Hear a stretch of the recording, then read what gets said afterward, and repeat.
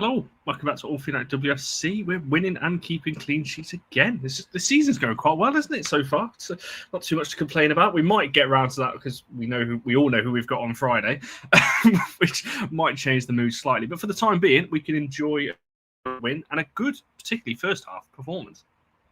From that point of view, do you know when you have a complete just mind stop? Then my whole mind just stopped, and it was like.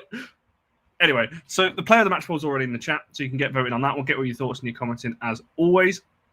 I'm going to plug this right at the start for new viewers watching or people who maybe haven't done it already.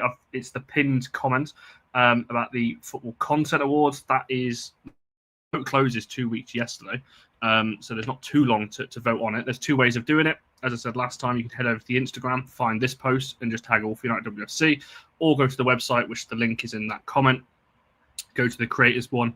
Best in women's football, and just put us in the drop down. It takes a minute, if that, and every vote is massively appreciated from that point of view. Right, let's dive straight into it. We'll get, obviously, as we normally do, we'll talk about the lineup and everything like that. There was a late change, as far as I understand it. I do believe Anna Sandberg was supposed to be starting, but it was a late change, which meant that we did see all the lead up to the season when we're saying Rolfo's not going to be playing left back. She's not going to be playing left back. 4 games she's played left back. But to be fair, I mean Gabby George was on the bench, but again recovering. Anyway, I'll ask you two the question. That Jess, to start with yourself, just in terms of the line, any changes you would make? Wasn't many on the bench. 5 on the bench, 1 goalkeeper. Yeah, not a big squad, is it? No, which makes it difficult because I don't really know where. There's not really enough players to think, oh, you could have moved this around. So I think that the lineup was absolutely fine. Obviously, Connor, you'll remember yesterday, I had no signal anywhere in St Helens before the game. So I actually couldn't even see the lineup until I was sat there and I was asking you. Obviously, strange one with Sandberg. We sort of would have expected her to be on, but I'm assuming she maybe picked up an injury or something. But yeah, due to the squad rotation, the lack of sort of squad depth, it's difficult to know who you'd really bring on. Obviously, like you said, Connor, Gabby George is on the bench, but presumably still maybe not quite up to full 90. So I think given how the games have gone so far and everything else, I think the lineup was pretty perfect, and they started the game strongly. So yeah, I think he made the right decisions there. Yeah, it's hard to disagree with that, and I appreciate that. And see, someone noticed straight off the bat. I did say it was coming to say because I hate it when it gets too long. Can't be having that. And I've got to look good on these shows now. The more people that are watching, got to start upping the appearance from that point of view. Barry, same question to yourself in terms of the lineup, and I'm with Jess. Trying to get the lineup before the game. Anyone who was there yesterday will know the signal around St Helens was dreadful. Hence why there wasn't. I was trying to live tweet, but that's all you got yesterday because that's all I could put out from that one. So yeah, it was dreadful in the end. For anyone who was there will know that. But Barry, for yourself, in terms of the lineup, do you kind of agree with Jess there that we don't really have the players to, like, when we were asking this question about like who would you change and everything else, we don't really have the players to change it anyway, do we? We don't. I mean, Gabby George was on the bench, so there was. It's not like there wasn't an option that we could have tried to have used. I mean, she wasn't actually brought on until the 77th minute, which is a little bit mad. I'll be honest. I think my New Year's resolution for this season is going to be to just not talk about fullbacks, because I just feel like I've been doing it for the last 2 years. And nobody's listening, which is quite sad, really. It's not the end of the world seeing Rolf going back there. And listen, it's worked out all right. It's against Liverpool, who I don't think any of us were expecting them to give us much of a game, really, to be fair. And apart from a bit towards the second half, I don't think they really did. So, again, you look at the names that are on that pitch and you think to yourself, that's a really good starting 11. I see people not so impressed with the bench. I mean, there was enough people there who we can call big game players. Yes, we're missing the youngsters. but were they going to get brought on anyway? Probably not. So, you know, there's people, if you listen to the underground, they're all saying that this is Mark Skinner trying to show the ball that he's not very happy and that he needed more players, and it's a bit of a message. I don't know if he is quite that tactical in this respect, but no, for me, it was a simple enough 11. It's not the end of the world. If it was a last minute decision, you can kind of live with it. But yeah, I think 13 minutes for Gabby George when you're getting a bit short of left backs, a little bit mad. Yeah, you've literally answered what my next question was going to be in terms of the bench. But I just want to bring this up as well. I love it. Every show we get someone else who comments from a place that we've not had before. So yeah, welcome to the show, Robert. It's great to hear from California as well. And yes, Mark did say I think that Sandberg was ill, so I expect it probably back on Friday. From that point of view, but I was going to ask in terms of, do we think Mark is sending? Because Sean said it a bit further up about to fill in the bench, sends an awful message to the young players trying to break through. But that, like Barry said, they're not going to play. We know what Mark's track record is in terms of playing youngsters anyway. So even if they're on the bench, they're not going to play. Don't get me wrong, I would still have them there because I don't think there was a game for them yesterday. So just put them in the squad. However, I'm a bit torn because that was going to be my question. Do we think Mark is sending a message, almost being like, look, Liverpool had 4 more subs than us. We're in the Champions League and we can't even fill a bench in the WSL because of, I mean, who have we got out now? How many players have we got out? So Sandberg was ill, Simi, Leah. Are we missing anyone else? Who else is injured at the moment? It's just those 3, right? That we're missing. Obviously, and then you're kind of looking at the youngsters that have been on the bench, like Mara Griffiths, for example, has been on the bench. Wasn't there either, and Kayla Rendell again, but that's like a third choice keeper, really. Millie, I knew there was someone else I was missing. So, and I guess you could add Blundell into that as well. So there's a few there that would fill the bench out. But it would worry me a little bit if that's what we're hanging our hat on in terms of a big, I guess, Champions League run. However, which way you want to look at it from that point of view. Barry just kind of answered the question, Jess, so I'll ask you the question. So do you think that's what Mark's doing there with kind of only naming 5 subs, that maybe it's a little bit of a message to the board, just being like, look what you've given me this season? Or do you just think it's a case of he wasn't going to play the youngsters anyway, so he's just picked a bench of players that he knew he would bring on at some point?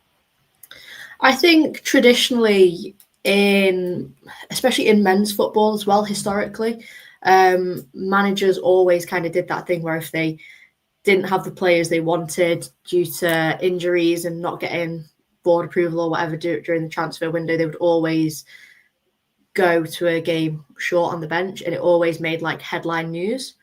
So, and look at us here, we're now sat here talking about it. So it is quite likely that he did that to kind of prove a point almost. But I do think that it is to some extent like a little bit poor. I think even if you know you're not going to play the kind of youngsters, if they had a game and they had somewhere they could be where they're getting actual game time, then that's different. But if they didn't have a game, then I think just getting match day experience, being part of the squad in a game like United against Liverpool, I think it would only be kind of beneficial to the team. So potentially, if there was an under-21s game, then that's why they weren't on the bench. There's not really, from Mark's point of view, I guess, and from their point of view, there's no point in them being put on the bench if they're not actually going to get any game time. And I'm sure Barry said it before. I kind of missed part of it. I had to dip off quickly.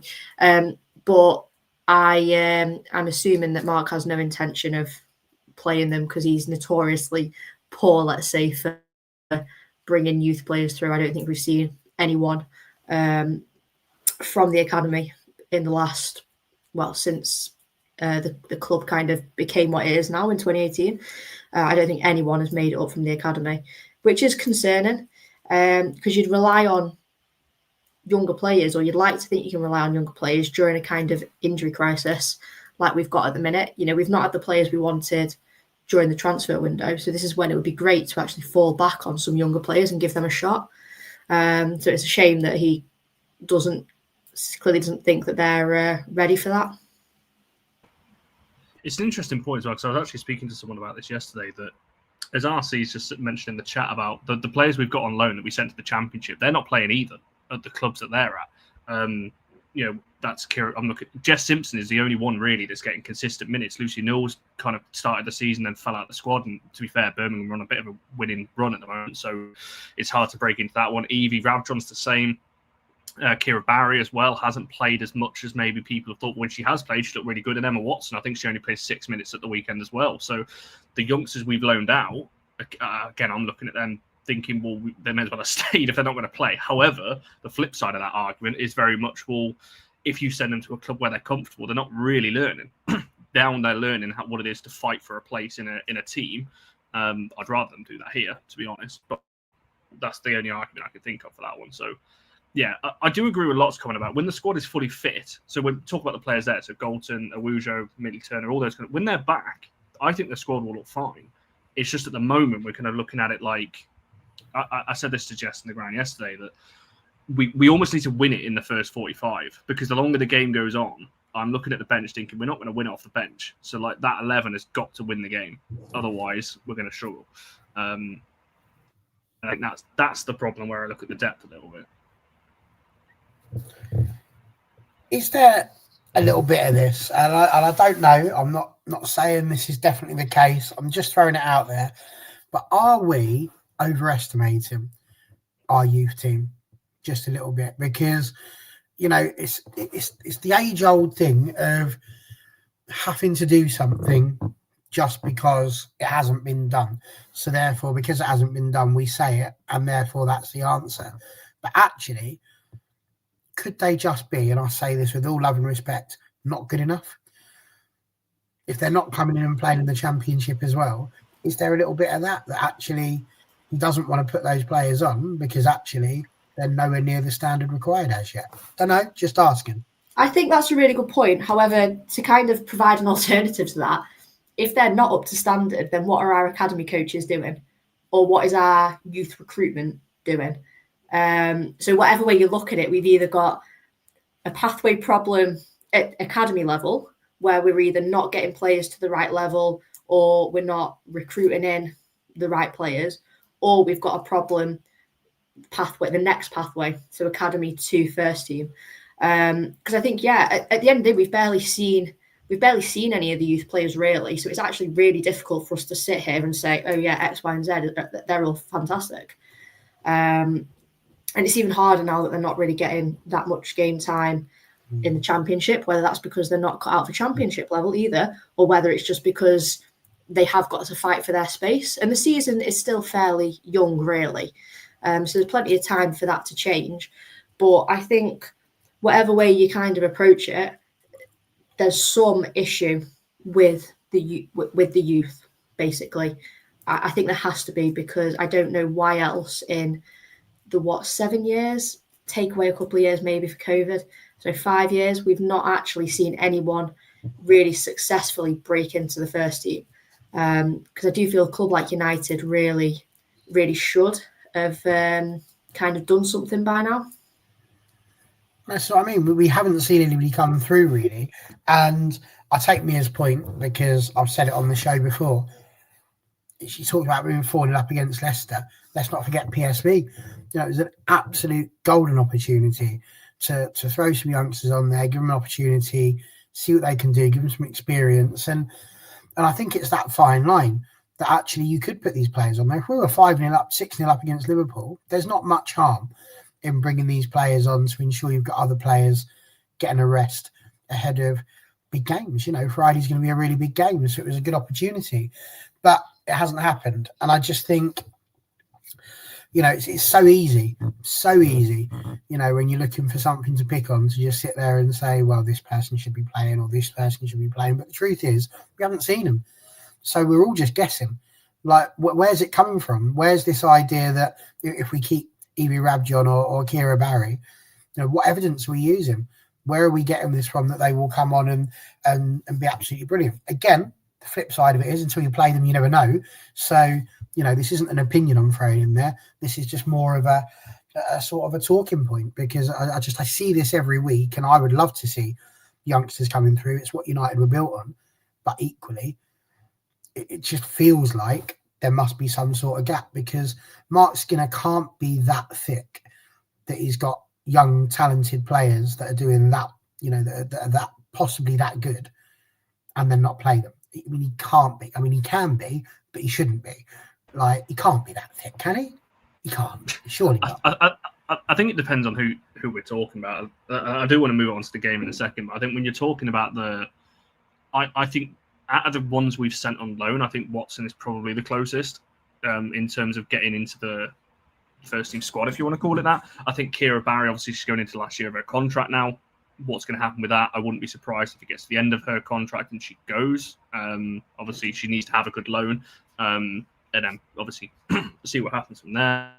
And I think when you're looking at players like Newell and Simpson, these kinds of players that have signed longer contracts, Marek Griffiths as well, I think they're a couple of years away from getting in. Simpson's a little bit unfortunate because we've got a whole host of left backs. I would like to see her actually come in, obviously depending on what happens with Hannah Blundell as well. So, yeah, it's a bit frustrating, but I'm not.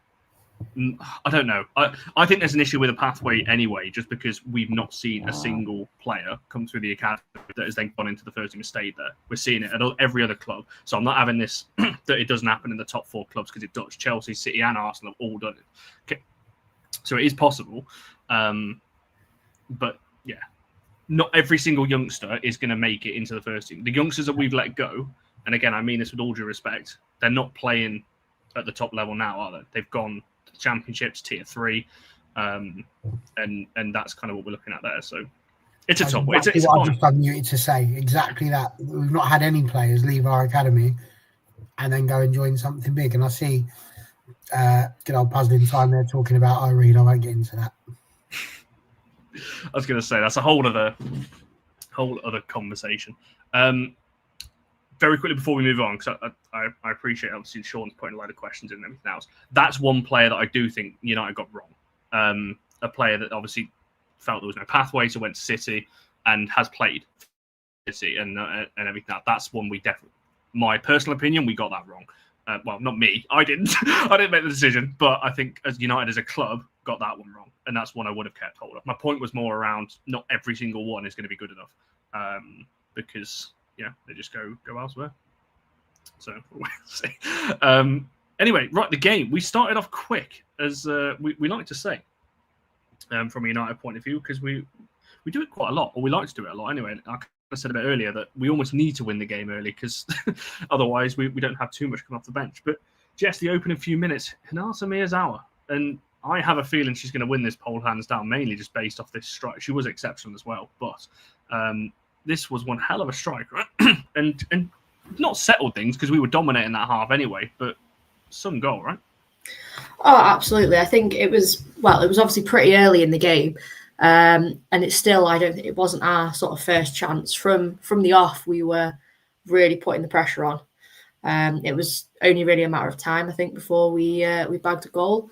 But that strike was incredible. And I just wasn't really expecting it from Miyazawa. I don't think we've really seen that side of it. So yeah, that strike was just absolutely insane. Defenders, keeper, just absolutely no chance whatsoever. Like you're really not stopping those. And Connor, we kind of discussed it there at the time, how it would be so easy to sky that. The way she kind of managed to keep it down and just drill it in was really, really impressive. Like really good technique. So yeah, that's I think her little golden boot persona was coming out there.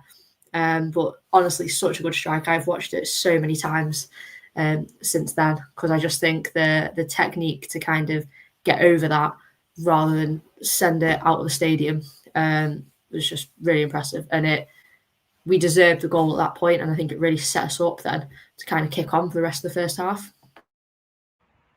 No, it's a good point. I think Mia put in the chat a second ago. That the Liverpool fans were booing her before, because there was obviously the reports that she was going to Liverpool before she came to United, and United kind of swooped in late and took Miyazawa off Liverpool's hands in kind of the the latter end of the transfer window. So that, yeah, there was a few boos for her, and then literally that shut them up within 3 or 4 minutes. But Barry, for this one in particular, it's obviously the strike is exceptional, as I mentioned. Obviously, the technique to keep that down. That's the first thing I said, Jess, because usually when it's on the half bounce like that, it flies over the bar because that's just a trajectory of the ball. But for me, the most important thing, if you watch like the minute before this, it's the fact we're sustaining attack. We'd had a cross coming before that, didn't quite come to anything. Miyazawa then puts it in, it goes out to Jess Park, and it comes back in, and like we just box them in essentially.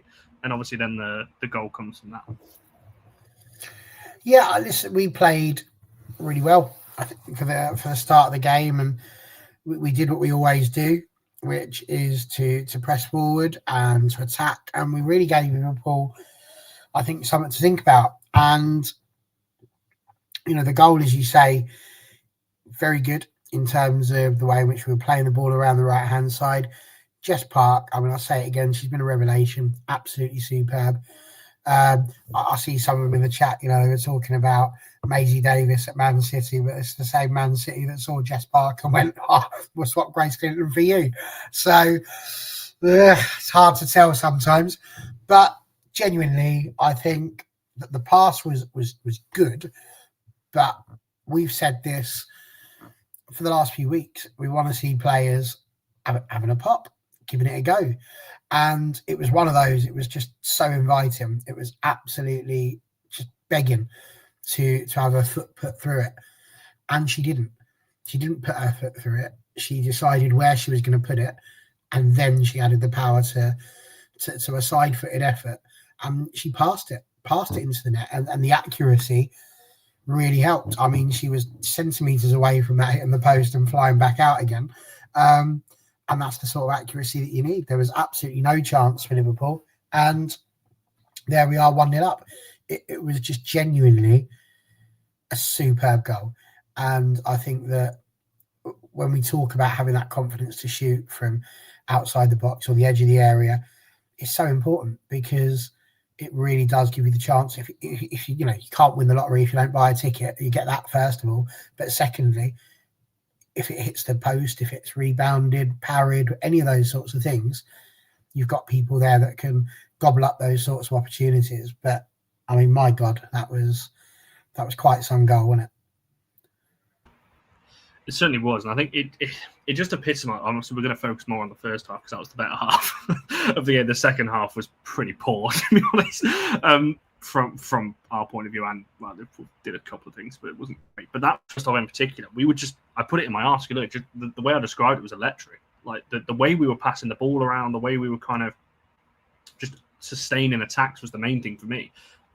Also, as well, not that I really care too much what Liverpool do. What on earth were they doing on kickoffs and their goal kicks? Because they were dreadful. The 2 kickoffs they had, well, 3 kickoffs they had, they whacked straight out for a throw in. I'm not joking. It went back to one player straight out. Don't know what they were trying there, whether they're thinking it's rugby or that and trying to just get it into touch. I don't know what was happening. And their goal kicks, every single one pretty much came to us.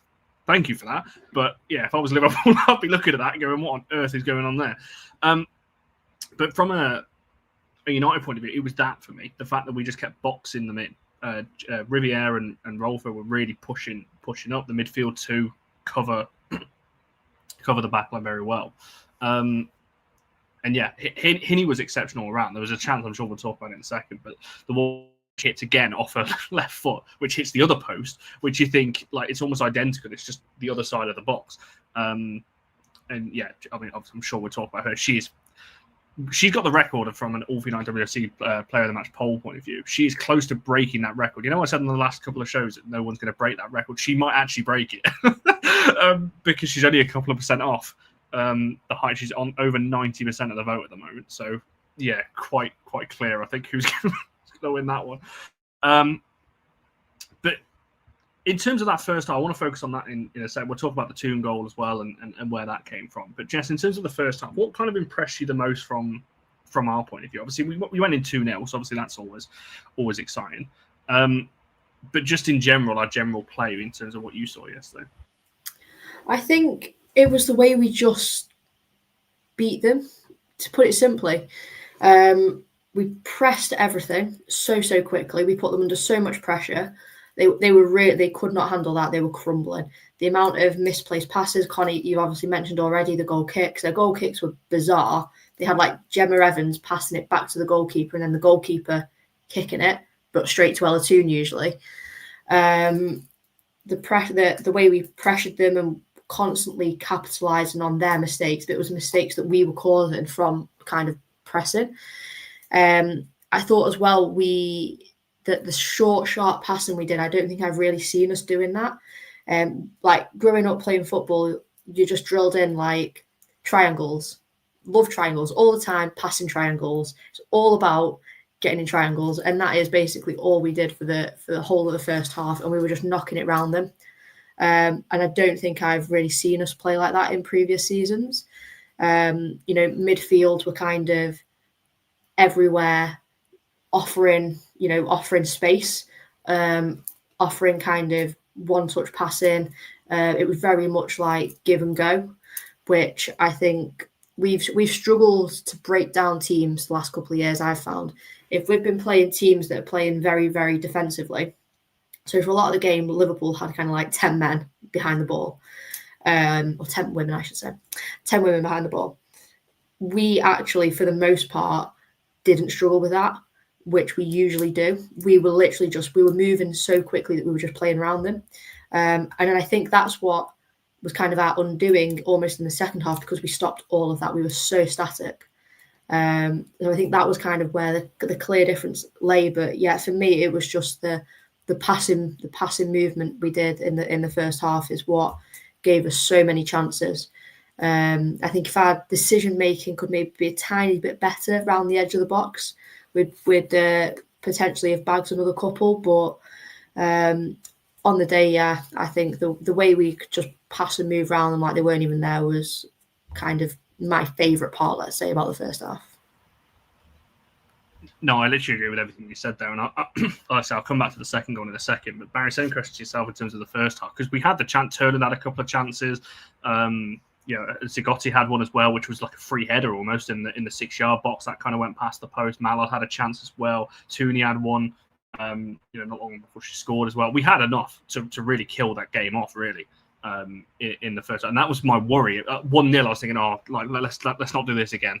Let's not go in at 1-0 and let this game just drift, because we know how what kind of happens there. But yeah, I guess just how impressed have you been with our. It's something we've criticised the team over, particularly over the last 18 months, our attacking side of the game. We didn't really seem to have a way of attacking apart from get it out to the right, whack some crosses in, let's see what we can do from there. Whereas now, we just seem to... I can't lie to you, I'm just excited watching this team at the moment. The way we move the ball at the moment, the way we're cutting teams apart, albeit we're not scoring like it's only 2 goals in the grand scheme of things, but the chances we're creating, I think, are much better than we've seen in previous seasons. So we are doing very well. I mean, we've got the best goal difference in the league, but that's largely down to how well we've done defensively as well, which is obviously something that's really important to highlight. I think the first half we did do well, but our clinicality still isn't quite where I would like it to be. Of the 12 shots we had, only 3 of them were on target, and as pleased as I was that Hinny let one fly and it was on target, by the same token, shortly afterwards she had another opportunity and that was the other side of the post. I mean, it's fine margins, but still you need, as we've said this before, more of the shots that we have to be accurate and on target. You've got to force the goalkeeper to keep the ball out of the net rather than constantly putting it wide. The chances that we had and the ones that were on target were pretty good. We had 3 clear-cut opportunities compared to their 2. Everything that we did in that first half was brilliant. I had us down on our WOFO prediction league 6-0. I thought we were going to beat them. I genuinely did, because Liverpool have been pony. Oh, sorry, Emily. I know you're not watching, because why would you come in after this? But like genuinely, they've just, we knew. I had no fears about this game whatsoever. And I do wonder, did perhaps the players think a little bit the same way? Oh, we don't need to work too hard for this one. It's not going to be quite as bad. Perhaps we can put 50% in because we don't have to put too much in. We could leave it until Friday. I'd like to think not, and I'll be surprised if that was the case. But there was just something that wasn't quite right in that respect for us, because I think we could have and should have scored bags more than we actually did. And that's what you're saying. All those chances we had, Hines, as you mentioned, Zagotti having an opportunity, lots of them. So it comes across as quite harsh and pernickety in some respects, but I think it's also quite important to point out where the positives are. And the positives are that defensively, we've been incredible again, more clean sheets, not conceding very many goals at all. We are scoring, not as many as perhaps we could, as we'd like to. But like I say, we've got the better goal difference out of everybody in the league at the moment. So that's really important. The midfield doesn't feel like an area where we have to worry too much at the moment. So the fact that we've got Ella Toone doing our Ella Toone bits in the 10, and the fact that we've got Zagotti and Hini really pulling together and doing the work. Lisa Nilsson, when she's been on, has, I think, picked up the slack and done incredibly well as well. You look at the introduction of Jess Park, all it takes, I'm convinced that if we can just get that little bit more composure on our finishing, and honestly, that first 11, it doesn't need to be scared of Chelsea on Friday. I know we'll get to that, but it just doesn't. And I think that when you start talking about what the team has done and where we are, that's the thing for me, is that actually for the first time in the league, I think Chelsea are going to come, and I feel like we can give them a battle. And that's not me being big bravado Bazza, just throwing it out there because it's a fan cam. No, I genuinely think it's going to be a really good match. And all of that comes from the work that the team have put in to get to this point. On your last point, I do actually agree. I think it goes back to what we were saying at the start of the show. It sounds slightly negative for me, but I think our 11 can compete with anyone. What worries me is the 12 to 16. No, I'd say our first 13, I think, are good enough for the Champions League level and what we want to do there. I think 13 to 17 are probably what you would want in these kinds of games, maybe your Liverpool, your Leicesters, your West Hams, whatever, at home, those kind of things. Then I think after that, well, we don't have anyone else after that. So I think that's the kind of where we're looking at the squad at the moment. But that 11 for sure, because I want to talk about the midfield in particular. There's a reason, for those of you who read my cutback articles, so we're given kind of like a word limit, if you will. Kind of like aim for about 750 to 800 words. I'd wrote 1,000 words on the midfield alone yesterday, and I thought, actually, I'm going to have to trim some of this back because I needed to write about Jess Park and about other things as well. So hence why it's a little bit longer for anyone who did read it. But the midfield, it's a midfield 3, but the 2 in particular, Miyazawa and Zagotti Olma. Obviously, Miyazawa got the goal, but those 2 in particular, I don't think I'm trying to think of the right words to describe how good they are. I think, to be honest, I'm not to repeat what I put in my article. I'm not. I said there's a lot about football intelligence and things like that, and about how, for me, that is incredibly hard to teach. I think it's one of those things. I think you've either got that or you haven't. You can kind of learn it the more games you play and things like that. But for me, it's the art of having an influence on the game when you're not touching the ball. And I think those 2 in particular are exceptionally good at that. And I want to see, here we go. Let's see if my laptop holds up, because I'm going to present one of my screenshots I put, because I think this is a good example of just what I'm trying to explain, I guess. I don't know whether, is this going to work? It is. I've not frozen it. Here we go. Right. This just looks like a basic screenshot from a you can see the time I wrote the article as well, because there's the screenshot 22:49 at the top there. But the reason why I highlighted this in particular, because they do this a lot, whereas in this instance, it's Zagotti's the one that's pressing, and Miyazawa is the passing lane. Miyazawa's position is exceptional because I don't know, I can't work out who that is, the Liverpool midfielder there that's kind of making the run forward. That pass can't go there because Miyazawa stood there. The pass can't go into the forwards because Zagotti's right behind it. In this instance, it actually goes back and Ella Toone wins possession because Zagotti presses her that much. It then is into a turnover of possession. And this happened. If anyone goes watches the game back, this happens every single time Liverpool press through them or push the ball through the middle. because those two are on them every single time. It can be Miyazawa pressing, Zagotti will be cutting the passing lane. It'll be, in this instance, Zagotti pressing, Miyazawa cuts it. So the understanding that those two have is, for me, just exceptional. And I think Barry mentioned about our defensive, I guess, stats or how good we've been defensively. I think a big part of it is those two. And they don't just offer that from a defensive point of view. As we mentioned there, Miyazawa gets the goal. And we're also seeing, let's see if I can do this again without me freezing. Here we go. I'm kind of exposing most of what I put in my article here. But the other one, the screenshot I wanted to bring up, is the fact that Zagotti Olmo, a lot of people assumed she was going to be the deep line midfielder. She isn't. We're seeing this in every single game. The chance that we mentioned a second ago where Zagotti heads it past the post, it's because she's getting into those areas. She ends up as the furthest player forward for us. And something Charlie speaks about a lot on this channel, and I know Barry's mentioned it before, we don't get enough players in the box. So we get it out wide, there's nobody in the middle. Well, we've got three right there. One of them's Zagotti Olmo, who's the, I guess, part of the double pivot in midfield. Turner and Jess Parks thriving at the back. And we see this a lot.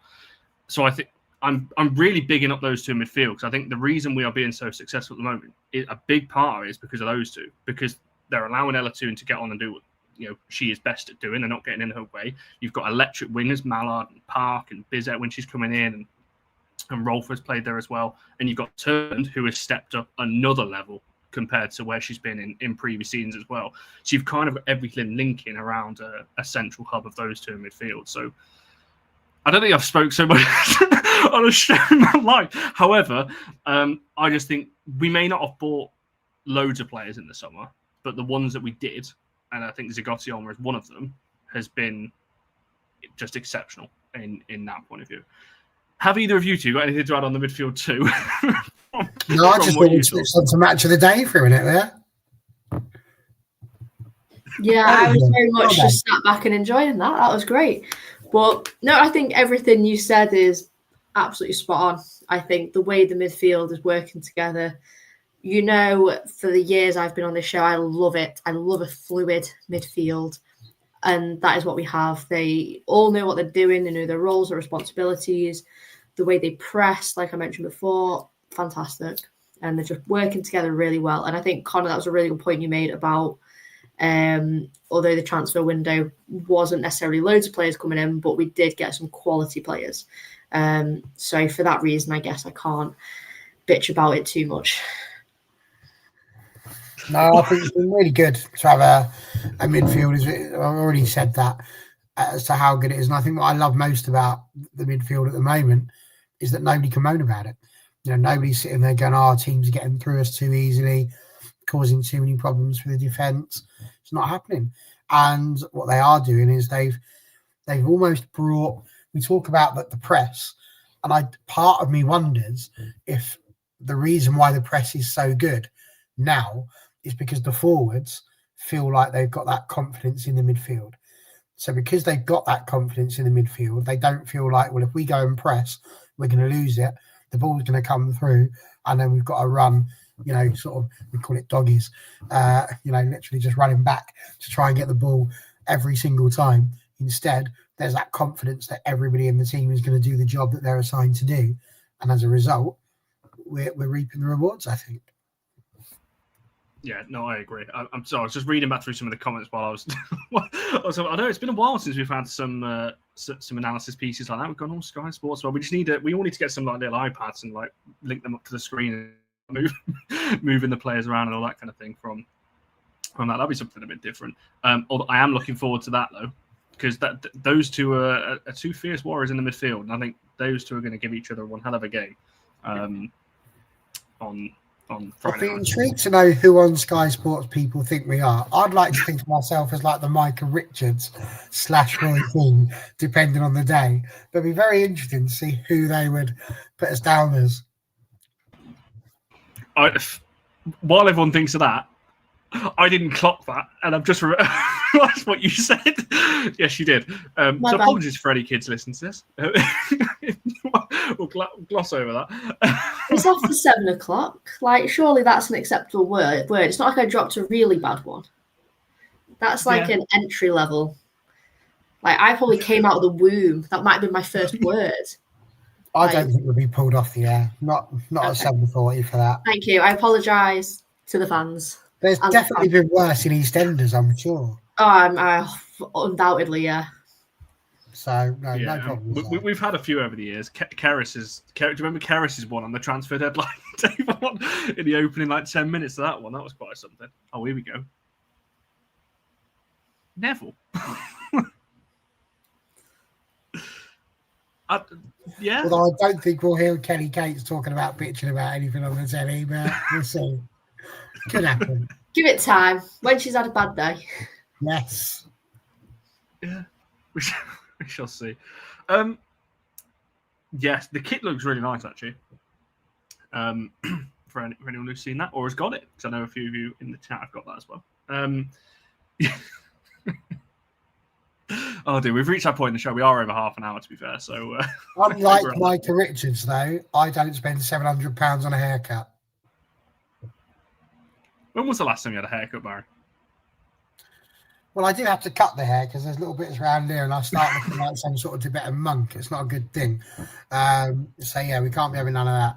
But yeah, not a proper one. I've not had to cut much hair up on this bit. I polish it now. That's how we get this shine. I have to do that as well, Barry. For my hair. That's what gives it the shine. Anyway, we'll move on to the second goal. We kind of talked about it a little bit, but we mentioned about the press as well, and this is what actually allows us to score the second. It's Turlin's press that sets up Ella Toone's goal. So, Jess, if you want to lead us, I've just realised actually the question. Just you took a drink there, but your thoughts on the second goal and the fact that it was right on half time as well, pretty much as well. Yeah, I think all half after the first goal went in, obviously we were saying that we need to get another. It was getting a little bit frustrating because we were playing so well, and we did have opportunities. But again, like I mentioned before, it's kind of like the final third decision making. It was almost like we took an extra touch or made an extra pass when we should have shot, and when we maybe could have played someone through, we had a pop shot. So it was a little bit frustrating. So I think getting that goal just before half time, I think really shored things up. I feel like had we not got that and the second half had gone how it did, I most certainly would not have been that comfortable. I was a little bit stressed as it was. But yeah, the goal itself, I thought just again came from really good play on our side, excellent pressing, excellent movement. Liverpool were playing a really, really high line, which was kind of our undoing in the second half, thanks to the lino. But in the first half, it did allow us to kind of get runners in behind. But yeah, really, really, really great goal again. Kind of just went through them so easily. And I think it was just a real indictment for how we played for that whole half, to be honest with you. I think, like I said, we did absolutely deserve a second there. And I was just really glad that we managed to kind of get one in before half time. Yeah, very quickly before I let Barry talk about the goal, because you have just quickly mentioned the lino, and there's a lot of people talking about it in the chat. I have never seen so many wrong offside decisions in a game, and not even just for our attackers, the Liverpool ones that were then onside, the Liverpool ones that were playing on that were actually offside, that weren't given. I think I said to you just at one point, what is going on? Especially because on the second half when Liverpool were attacking our end, we were obviously in line with it, so we can see it from where we are. It's are we going mad? What's going? And the at least 3 United ones that were well onside that were just flagged us off. It was getting a bit ridiculous. In that second half, I don't quite know what's going on there, but yeah, I think one or two you can kind of go, okay, fair enough. Mistakes happen, players make mistakes, refs and liners are going to make mistakes. When it starts getting to 4, 5, 6 offside calls that are wrong, you're like, come on, something's getting a bit dodgy here. But thankfully, it didn't have an impact on the game, because had we not have won that game, that 100% would have been the lead talking point. I know it would at the start of this. Yeah, Barry, your thoughts on I was going to say the Turlin goal. Then it wasn't the goal that Toone scored that Turlin's won back himself through. Rumour has it that the lino is actually auditioning for a role at the John Lennon Airport, and that's what that was all about. So he wants to bring him in, so he's got to get used to getting the arm up. what a brilliant goal. Jess has already said that the vast majority of what needs to be said there. Gemma Evans, again, Elizabeth Turland obviously just bullied her off that ball, and it was quite interesting to see. I did feel a bit sad that it ended up being Gemma Evans, because she just gets the wrong end of the stick every single time on this channel, unfortunately. But what can I say? It's a shame. I've just been watching EastEnders. I'm catching up on it, and there's a bit where Patrick Truman, who's a pensioner, gets knocked over by Oscar Brannan, and it's a little bit like that, isn't it? We called her Grandma Gem, and that's kind of what's happened here. She was just taken out by the younger, better player, and down she went. And do you know what? Brilliant work from Her Majesty, and that's why she's such a good queen, Connor, is because she really cares about her subjects and the people that are there. And she's not like a Henry VIII type one where it's all about her. She just genuinely cares about making sure the team does well. And it's a beautiful little ball across, and Ella Toone was not going to miss that in a million and 1 years. I was delighted, RC, to see Gemma play in a natural position. It's a very good thing. I like seeing all players in their natural positions. It just means we'll probably get better football matches. I also think getting the goal just before half time was really very important, because otherwise we get on to the second half and you are still only one mistake, one issue, one moment of magic away from the game being level. So I think it was really important that we got that second one. It pretty much put the game out of sight for Liverpool. They did have some chances in the second half, which I'm sure we'll talk about briefly. I wouldn't want to steal any of your questions, Connor. So in order to remain within the remit that you've given me, what a chuffing goal. Gemma Evans is a red. Up the Manchester Reds. It was quite funny as well. Gemma got really booed when she went off. It was quite... I feel really bad for her. Also, I just want to, in Gemma's defence, she made like a last-ditch sort of block in the first half and actually prevented us from scoring. I don't know why I'm defending her here. I feel really bad for her. Also, can we stop calling her grandma, because she's literally 17 days older than me? I was just going to say it's the same age as you, and that's why he's sticking up for her now. Ever since you found out you're the same age, I'm on her team. Grandma Evans, it's all got a bit wrong. No, I'm on her team. She's my new favourite player. I don't have the fantasy league because I can't keep up with it. But if I did, she'd be in my squad. So this means we got Grandma Evans and Nanny Jess. Is this our way to differentiate? I think it might. And then like young Jess. Well, I think you sent me into an existential crisis the other week when I actually searched for her age and realised that we're born like 2 weeks apart. So I'm still scarred. But yeah, a lot of people were booing it, and I just felt really bad because I just think you can't boo her. What's she done wrong? She's done nothing wrong. She just exists. Like, boo the whole team. Just poor Gemma Evans. Oh, sorry. I don't have segues somewhere else now. I think am I like a Gemma Evans fan? It's Sean. It's he's hanging out with him too much. Yeah, Sean, that's your fault. It is Sean's fault. I'm now a Gemma Evans sympathiser. I don't even know how the grandma thing came about. It was someone in our chat. Because when she played for us, that was 2 years ago, which would have meant that she was 27, presumably, at the time. Yeah, it was someone in our chat. I can't remember who, but that's where it started. Maybe she's just an old soul. An old soul. But you both mentioned the second half. I don't want to spend too long on this, but in terms of Liverpool, I think Mark actually said this in the post-match as well. Liverpool definitely stepped up about 10, 15 yards from where they were kind of defending from, which is obviously where a lot of the offsides came from our point of view, even though they weren't. But yeah, what do you think the reasons were, just for, I guess, the drop-off? Because there was a big drop-off. Toone mentioned it in a post-match. I think one of the first things Mark said in the post-match as well was about, happy with the result, but we need to look at what happened with with the second half. But I can't look at that comment. I'm going to have to go on to the private chat. Yeah, what went wrong for you in terms of the second half? Or do you think it was a case of us just reserving energy a little bit with Chelsea in mind, and then also we've got Champions League next week as well? I'm trying to just keep a straight face. And I feel like I was giggling so much I missed half your question, so I'm just going to guess at what you were saying. In the second half, I think some credit to Liverpool because they came out a lot more on it. It kind of reversed a little bit. They were pressing us quite a lot. And whereas we were sort of cutting through that in the first, well, they weren't really pressing too much in the first half, and we were just sort of knocking it around them. In the second half, they seemed to be a lot kind of quicker on the press. And we couldn't really, hang on, I'm going to have to shut the comments because I'm just giggling. Yeah, in the first half, we were the ones doing the pressing. In the second half, we were the ones being pressed.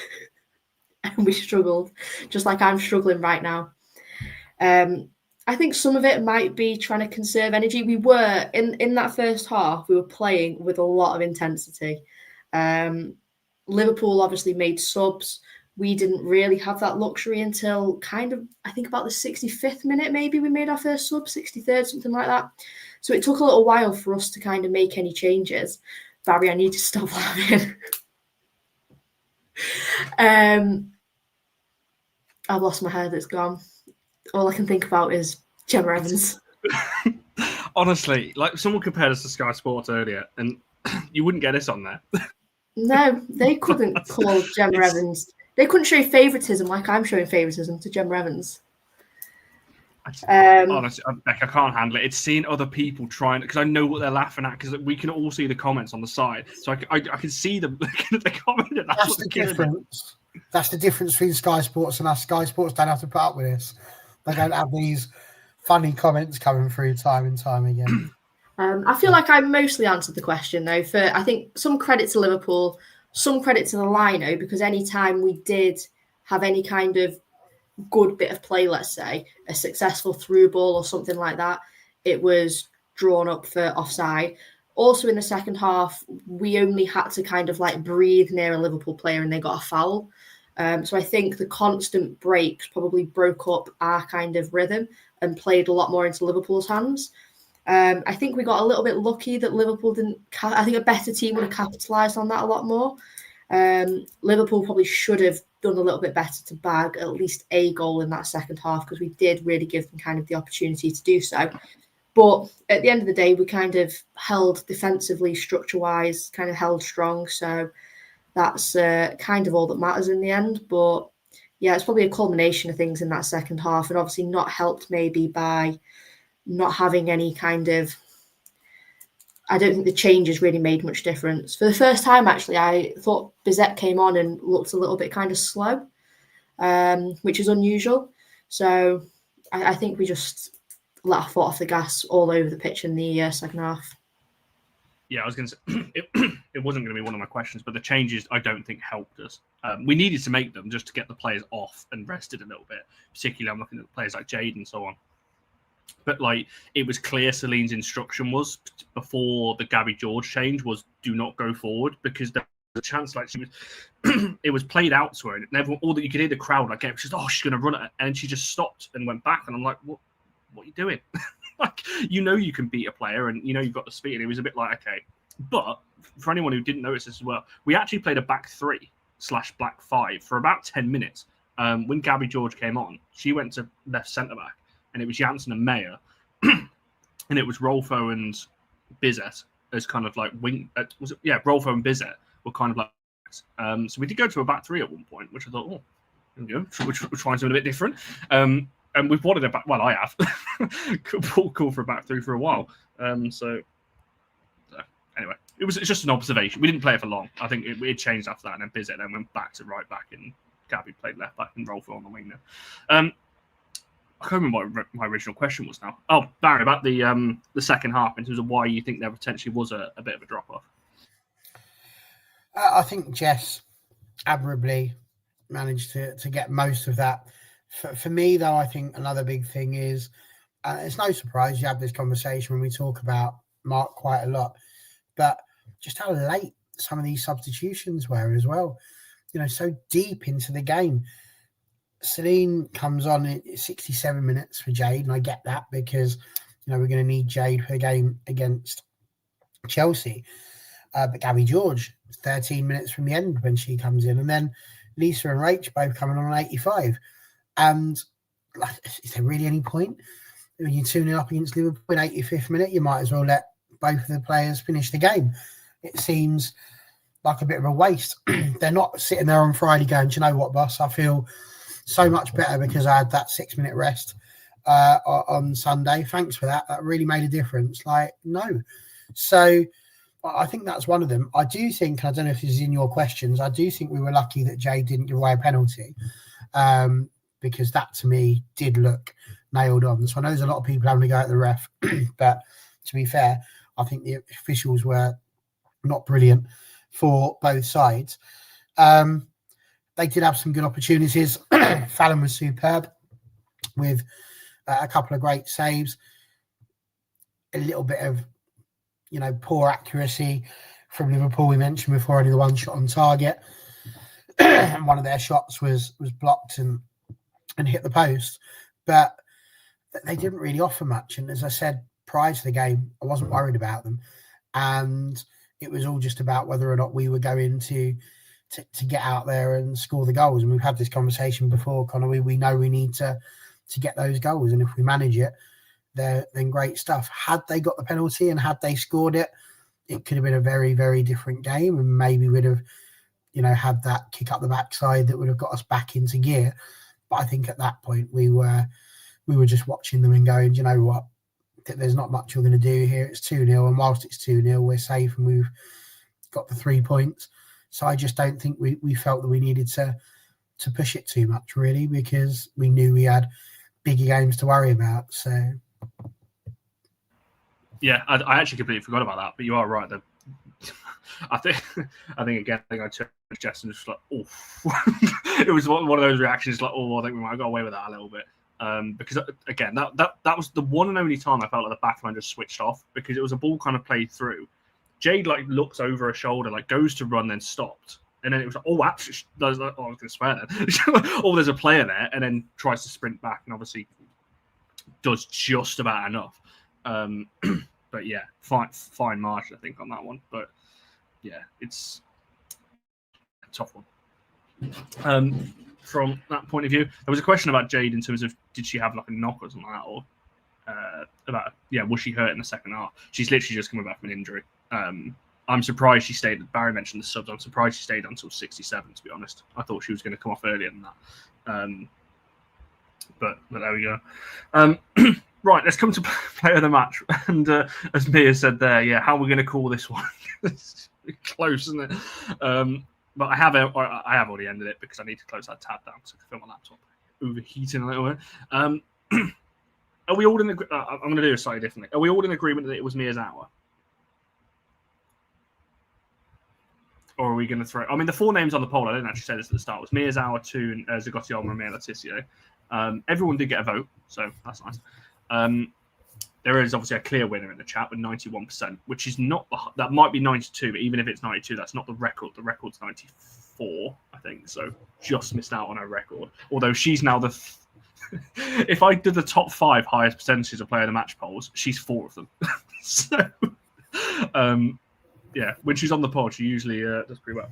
Yeah, is there any other shouts? So they were the 4 that we went for in terms of the poll point of view. Potentially, I would have gone for Fallon, as I mentioned, made a couple of saves and a couple of moments where, especially in the second half, she did incredibly well. But I think the world and their mate, and you alluded to it beforehand as well, we all would have voted for Dominique Janssen because she had a superb game last week, and that's how these things work. Yes, for those of you who will remember the Arsenal match reaction, Dominique Janssen should have been on last week's poll, but I forgot to put her on it. So she was probably robbed of a potential first ever AFU player of the match for last week, which was purely my fault. But she'll get one this season at some point. Yeah, it looks like everyone's gone for in the chat anyway. As I said, 91/92%, Toone with 4, Zagotti with 3, Letitia with 2 as well. So pretty close for the rest of them. But yeah, I think Hinny's just on the level, just so clever on and off the ball, and obviously got her goal to cap that off. So yeah, not a bad way to end it from that point of view. Right, I want to quickly end the show by pausing time and put this right at the start of the show. And I think it's just because we've not done a show since. Although this isn't really a United decision. United have had no influence on this, but it does affect United in some capacity. Can we all have 5 minutes moaning about the LSV name change? For those of you who haven't seen, I should probably get what the actual name of it is up because I completely forgot for the life of me what it is. Bear with 2 seconds because I can't actually remember. It would help if I could load up my own tweet. I just remember, I can't remember. I remember like it abbreviated to like PUS. Oh yeah, yeah. Progression with unity or something like that. Yeah. So it's been changed from Lee Sports Village the Lee Sports Village Stadium to the Progress with Unity Stadium. That's been changed already.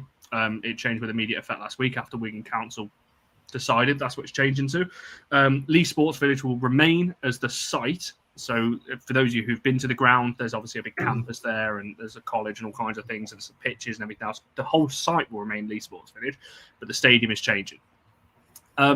This is going to be a difficult one to talk about because this isn't a United decision. I saw a lot of people saying, why have United changed? United don't own it. Like, it's nothing to do with United. It's basically a rented agreement that United have. And obviously Lee Leopards play there and the United Academy play there as well. But it's dreadful. It's also as well, this is more of a local, this is kind of something you'll see on the Facebook residents group chat or something like that. But it's got as far as I'm aware, locals, correct me if I'm wrong, this has got nothing to do with Lee. That slogan, which I believe it is a Wigan slogan. So it's not actually anything to do with Lee.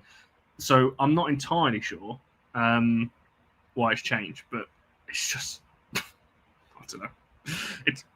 I'm not calling it that. I'm going to be calling it LSV anyway. I mean, I don't really want to call it the PUS Stadium, so I'm going to continue to call it LSV. It's going to be the Twitter X thing, isn't it? Like, I still call it Twitter. Yeah, it's Twitter, isn't it? But no one calls it X. I don't know anyone calls it X. So this is going to be LSV to me. And the Conti Cup as well. That's now called the Subway Cup, whatever. It's still a sandwich cup, innit? It has to be an incredibly long name change in order for it to actually stick and be something that stays. Stevenage changed theirs from Broadall Way to the Lamex a long time ago, and it's only really now that people are embracing it, for want of a better term. I don't hear it called Broadhall Way anywhere near as much as it used to be, so maybe they will change it. But let's be absolutely honest, this is, I mean, is there even a sponsorship thing in there? Is this are people going to be giving them money for them to have done that? Because that is the only reason you would possibly think about changing the name of the stadium to something that is so genuinely crap. Like, it's just pathetic. People get paid, and it really winds me up, this, because we're in a world right now where politically it's all going mad. Whether you agree or don't agree with digital IDs and all this stuff that's going on, I'm telling you now, the world is going to hell in a handcut. And we're sat here and people get, people can't even go out and buy a loaf of bread and milk because the cost of living crisis is so bad. But thank the Lord there's flags somewhere around the country so we can all remember what bloody country we're in. We got all that going on, and people get paid good money, Connor, to sit around a table and come up with absolute balderdash like this. I know what we'll do. Why don't we change the name of Lee Sports Village to the Progress with Unity Stadium? There's no progress. It's absolutely pants. It's ridiculous, and the sooner we sack that place off and get ourselves to Old Trafford, the better. I'm fully in it now. I don't care about this idea.